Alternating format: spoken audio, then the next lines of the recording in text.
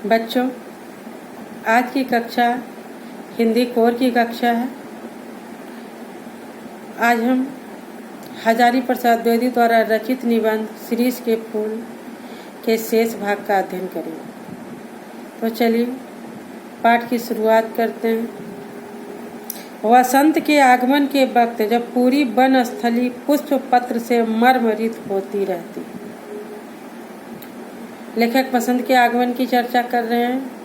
वे कहते हैं जब वसंत का आगमन होता है तो पूरे वनस्थली के पौधे और पेड़ नए नए पत्तों और पुष्पों से सज जाते। ऐसी स्थिति में शिरीष के पुराने फूल बड़ी बुरी तरह से खड़खड़ाते रहते। शिरीष के जो पुराने फूल हैं वो अभी भी पेड़ों के डालियों पर मौजूद रहते हैं और खड़खड़ाते रहते हैं।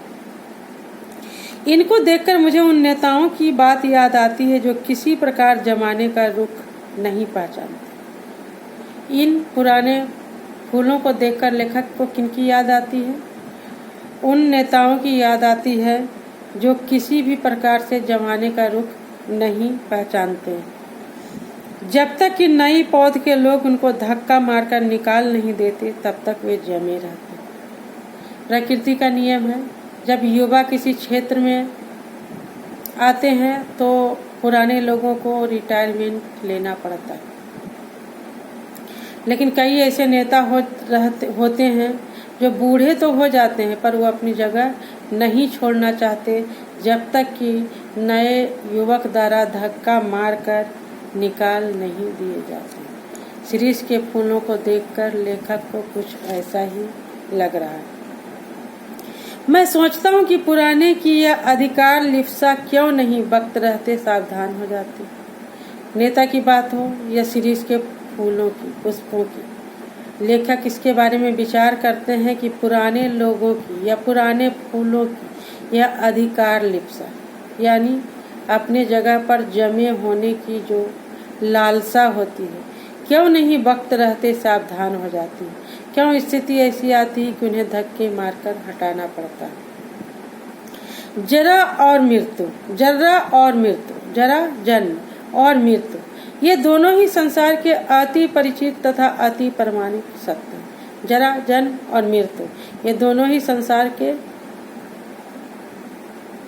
अति परिचित मतलब जाना माना तथा अति प्रमाणिक अत्यंत प्रमाणिक सत्य है, सच है। तुलसीदास ने अफसोस के साथ इनकी सच्चाई पर मुहर लगाई। आदि कवि तुलसीदास ने इनकी सच्चाई पर मुहर भी लगाई है अफसोस के साथ। धरा को प्रमाण यही, तुलसी जो फरा सो झरा, जो बुरा सो उताना। धरा का मतलब पृथ्वी का, पर आने का यही प्रमाण है कि यहाँ जो फलता है वो झड़ जाता है। जो किसी डाली पर फलता है उसको झड़ना पड़ता है एक ना एक दिन। और जो बुरा यानी जो जला सो बुताना, जो जलता है उसे बुझना पड़ता है। ये प्रकृति का नियम है, इस धरती का नियम है। जो जन्म लेता है उसको मरना होता है, जो फलता है उसको झड़ना होता है, जो जलता है उसको बुझना होता है। मैं शिरीष के पुष्पों को देखकर कहता हूँ ये क्यों नहीं फलते ही समझ लेते हैं बाबा की झड़ना निश्चित है। लेखक शिरीष के फूलों को देखकर कहता है कि ये फलते हुए ही क्यों नहीं समझ लेते हैं कि एक न एक दिन हमें झड़ना है और हमारा झड़ना निश्चित है। पर सुनता कौन? महाकाल देवता सपासप कोड़े चला रहे हैं, जीर्ण तथा दुर्बल झड़ रहे हैं। जिनमें प्राण कण थोड़ा सा भी ऊर्ध्वमुखी है वे टिक जाते हैं। महाकाल मतलब मृत्यु का देवता सपासप कोड़े चला रहे हैं, यानी इन फूलों को झड़ने की प्रक्रिया चल रही है। इन्हें नए पुष्प धक्का मार मार कर बाहर कर रहे हैं, लेकिन जो जीर्ण है तथा दुर्बल वो झड़ जाते हैं। लेकिन जिनमें जरा सा भी शक्ति होती है, प्राण कण होते हैं, थोड़ा सा भी ऊर्ध्वमुखी है वे टिक जाते हैं, मतलब टिके रहते हैं। दुरंत प्राणधारा तथा सर्प व्यापक कालाग्नि का संघर्ष लगातार चलता रहता। दुरंत प्राणधारा मतलब अदम्य जीने की शक्ति, और सर्वव्यापक कालाग्नि यानी मौत रूपी अग्नि, जिसके बारे में सभी जानते हैं। इन दोनों के बीच संघर्ष लगातार चल रहा है। मूर्ख यह समझते हैं कि जहाँ बने हैं वहीं देर तक बने रहे। मूर्ख यानी पुष्प के बारे में बताया जा रहा है। ऐसे पुराने पुष्प जिसमें अदम्य जीने की शक्ति है, वे चाहते हैं कि जहाँ बने हैं वहीं देर तक बने रहें, तो काल देवता की आंखें बचा जाए। तो काल देवता, मृत्यु के देवता की आंखें से वो बच जाएंगे। शायद भोले हैं वो। हिलते डुलते रहो, जगह बदलते रहो, आगे की ओर मुंह किए रहो, तो कोड़ों के मार से भी बच सकता हो, जमे कि मरे। हिलते डुलते रहें, जगह बदलते रहें, आगे की ओर मुंह किए रहें, तो कोड़ों के भी मार से बच सकते हैं, जमे कि मरे। यानी एक जगह टिके कि मरे। एक बार मुझे मालूम होता है कि यह सीरीज विचित्र अवधूत है। लेखक को ऐसा लगता है कि यह सीरीज का जो फूल है विचित्र टाइप का सन्यासी है। सन्यासी ही है जो दुख हो या सुख, पतझड़ हो या बसंत, हर समय एक समान मुद्रा में होता है।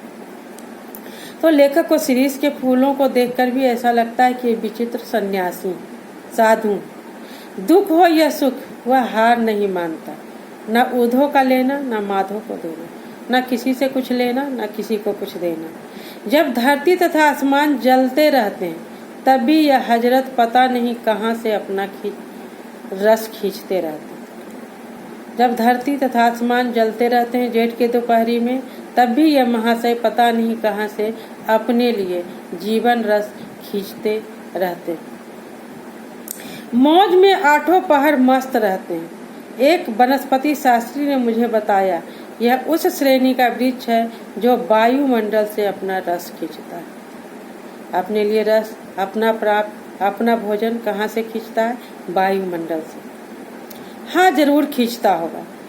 लेखक का भी मानना है कि जरूर खींचता होगा, क्योंकि ऐसे जेठ के महीने में जो आठों पहर मस्त रहता होगा, तो कहीं न कहीं से अपने लिए रस जरूर खींचता होगा, और यह वायुमंडल से ही रस खींचता होगा।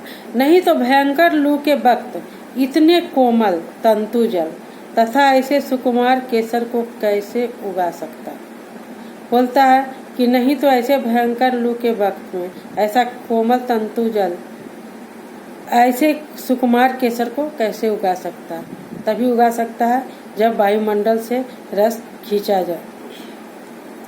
अब धूतों के मुंह से ही जगत की सबसे सरस रचनाएं निकली।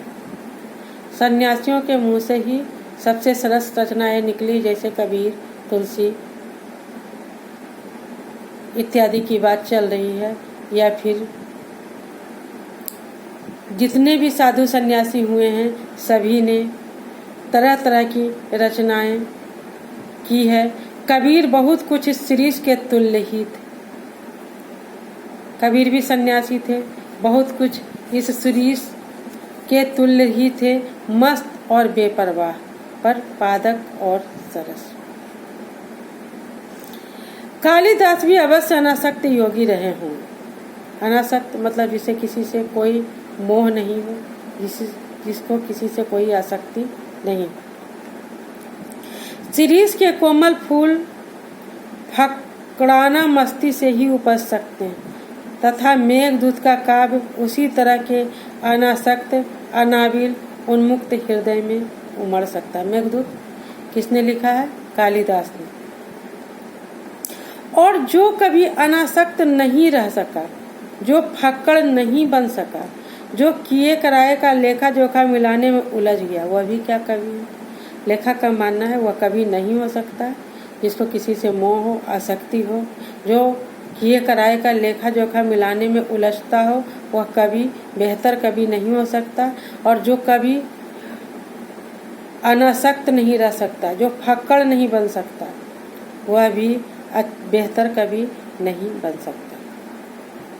सुना है कर्नाट राजा की प्रिया विज्जिका ने गर्वपूर्वक कहा था कि एक कवि ब्रह्मा थे, दूसरे वाल्मीकि तथा तीसरे व्यास। और ये सभी क्या थे? सन्यासी थे।